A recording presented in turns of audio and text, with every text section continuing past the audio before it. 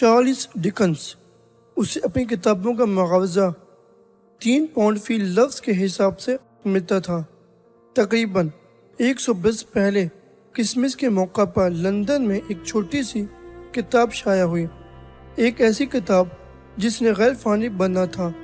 بہت سے لوگوں نے اسے دنیا کی عظیم ترین چھوٹی کتاب کا درجہ دے دیا۔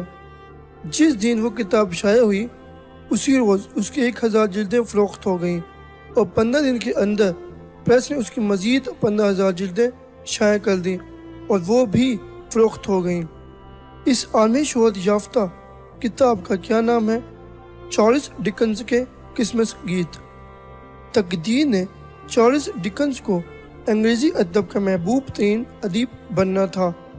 اس کے باوجود جب اس نے لکھنا شروع کیا تو وہ دوستوں کے مذاق سے اس قدر خائف تھا کہ اس نے اپنی پہلی کہانی کا مسودہ رات کی تاریکی میں ڈاک کے سپرد کیا، اسے کوئی دیکھ نہ لے۔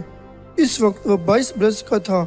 جب اس کی پہلی کہانی شائع ہوئی تو وہ سارا دن گلیوں میں بے مقصد گھومتا رہا، خوشی کے آنسو اس کے گھر بھگو رہے تھے۔ اس کہانی کا معاوضہ اسے کچھ نہ ملا تھا۔ آپ کے خیال میں اس کی اگلی 8 کہانیوں کی اشاعت پر اسے کتنے پیسے ملے ہوں گے؟ بالکل بھی کچھ بھی نہیں۔ آخر جب اسے معاوضہ ملنا شروع ہوا تو سب سے پہلے اس کے نام 1 پاؤنڈ کا چیک آیا۔ جی ہاں، اس کی پہلی کہانی کا معاوضہ فقط 1 پاؤنڈ تھا، لیکن اسے اپنی آخری ناول پر 3 پاؤنڈ فی لفظ کے لحاظ سے معاوضہ ملا۔ ادبی تاریخ میں اس قدر معاوضہ کسی ادیب کو نہیں ملا۔ غور کریں، 3 پاؤنڈ فی لفظ۔ لوگ بہت سے مصنفوں کو ان کی موت کے 5-6 برس بعد بھول جاتے ہیں، لیکن ڈکنس کی موت کے 63 برس بعد بھی اس کے ناشروں نے اس کے لواحقین کو 40,000 پاؤنڈ کرسمس کا گیت کا معاوضہ دیا۔ یہ کہانی جو ڈکنس نے اپنے بچوں کے لیے لکھی تھی۔ گزشتہ 100 برس سے ڈکنس کے ناول بہت بڑی تعداد میں بک رہے ہیں۔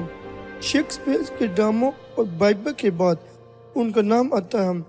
تھیٹر اور فلمی دنیا دونوں جگہوں پر وہ بہت مقبول ہوئے ہیں۔ چارلس ڈکنس کی تعلیمی زندگی 4 برس سے زیادہ نہیں، اس کے باوجود اس نے انگریزی ادب کے 17 بہترین ناول لکھے ہیں۔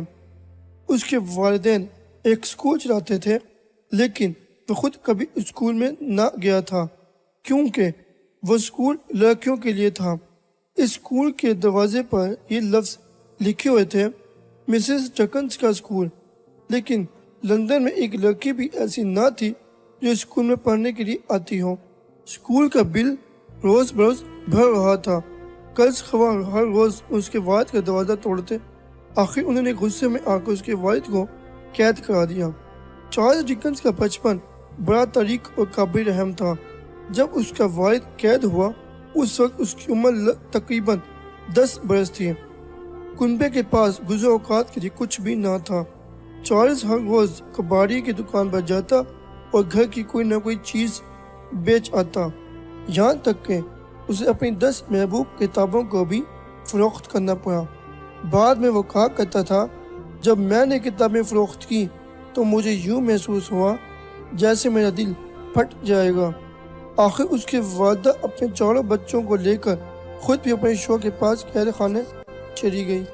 چارلس سارا دن تو والدین اور بہن بھائیوں کے ساتھ گزارتا، لیکن شام کے وقت وہ اس تاریک کمرے میں چلا آتا جہاں وہ دوسرے لوگوں کے ساتھ رہتا تھا۔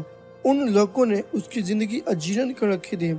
آخر اسے ایک غلیظ کارخانے میں بوتلوں پر لیبل چسپاں کرنے کا ملازمت مل گئی۔ پہلی تنخواہ ملتے ہی اس نے ایک دوسرا کمرہ کرائے پر لے لیا۔ وہ کمرہ بھی بے حد خستہ حال تھا۔ اس کے ایک گوشے میں ہر وقت غلاظت کے ڈھیر پڑے رہتے تھے۔ اس کے باوجود وہ کمرہ ڈکنس کے نزدیک ایک جنت سے کم نہ تھا۔ بعد کے ایام میں چارلس ڈکنس نے آلیور ٹوسٹ کا کردار تخلیق کر کے اپنے بچپن کا انتقام لے لیا۔ چارلس ڈکنس نے گھریلو زندگی کے متعلق بڑے جامع اور عمدہ مناظر لکھے ہیں۔ اس کے باوجود اس کی اپنی شادی شدہ زندگی بے حد ناکام اور ایک علمی سے کم نہ تھی۔ اسے 23 برس تک ایک ایسی بیوی کے ساتھ رہنا پڑا جسے وہ بالکل پیار نہ کرتا تھا۔ اس بیوی نے اس کے 10 بچوں کو جنم دیا، لیکن سال بہ سال اس کی دکھوں میں اضافہ ہوتا گیا۔ ساری دنیا اس کے قدموں میں بچھی ہوئی تھی۔ آخرکار اس کی گہری زندگی اس قدر تلخ ہو گئی، اس کی قوت برداشت جواب دے گئی، لہٰذا اس نے ایک غیر متوقع بات کر دکھائی۔ اس نے اپنے سالے میں اعلان کر دیا وہ اور اس کی بیوی ایک دوسرے سے جدا ہو چکے ہیں۔ کیا اس نے اس بات کا الزام اپنے سر لیا؟ بالکل نہیں۔ اس سلسلے میں سارا الزام اس نے اپنی بیوی پر ڈالنے کی کوشش کی۔ ڈکنز سخاوت کا مجسمہ تصور کیا جاتا تھا۔ جب وہ فوت ہوا اپنی سالی کے لیے 40,000 پاؤنڈ چھوڑ گیا، لیکن اپنی بیوی کے لیے وصیت نامے میں صرف 7 پاؤنڈ فی ہفتے کے لکھا گیا، فقط 7 پاؤنڈ فی ہفتہ۔ وہ ایک موڑ کی طرح مغرور اور حساس تھا، ذرا سی تنقید اسے سیخ پا کرنے کے لیے کافی ہوتی تھی۔ اسے اپنے چہرے کے خدوخال پر بڑا ناز تھا۔ جب 1842 میں وہ پہلی دفعہ امریکہ گیا تو اس کا رنگین لباس دیکھ کر وہاں کے لوگ حیران رہ گئے۔ جب 1842 میں وہ پہلی دفعہ امریکہ گیا تو اس کا رنگین لباس دیکھ کر وہاں کے لوگ حیران رہ گئے۔